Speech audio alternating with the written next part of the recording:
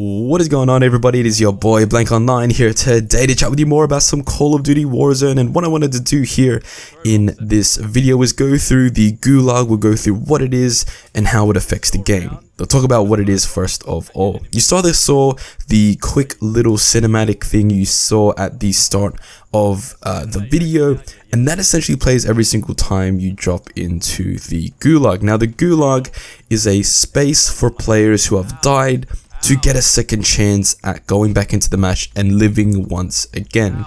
You only get the chance one though, so you get one chance at going into the Gulag, and then you get one chance of winning the 1v1 once you're inside the Gulag, and you only get one of those per match. You can get revived multiple times throughout the match, but we'll get more into that as we go through in this video. What is the Gulag?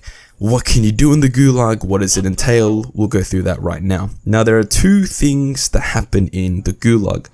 The first thing is you're sitting at the top level, you're running around, you're seeing the 1v1 pit down below, and you're interacting with other things, other players, and other things to do.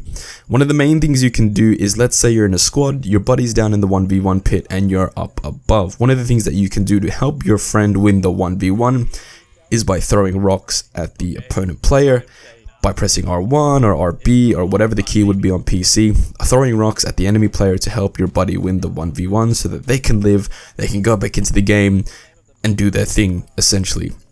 So that's the first thing you can do when you're on that top level, helping your buddy, throwing rocks, getting that W for your teammate. The other thing to do in the 1v1 space is to actually 1v1. So every single time you drop into the 1v1 pit, you will get a random set of lethals, tacticals, and a random weapon to use in that 1v1 pit. It's most likely a pistol, like a 357 or anything like that. So you use that gun to kill the other player on the other side. It's like a match of gunfight. It's like a round of gunfight. You kind of see where they are, you kind of feel them out, and then you kill them. Once you kill them, you instantly drop back into the map. You're dropping down, parachuting, doing whatever, you're alive once more, but that's your one chance. Now, the Gulag is not always open. There's only a certain time in the match that the Gulag is open. So at the start of the match, obviously, during the middle of the match, but towards the end, when there's not a lot of players left, the Gulag will close, meaning there's no more second chances through the Gulag. I did say earlier here in this video that there are other ways to come back to life here in Warzone, and that's through buying a player revive in the supply stations. Now, that costs $4,500 to revive your teammates, and that's each teammate. So if you have a squad of 3, obviously, and both of your buddies are dead, that's $9,000 that you need to pay to revive both of your teammates. And that's a pretty good late game strategy, especially when the Gulag's closed.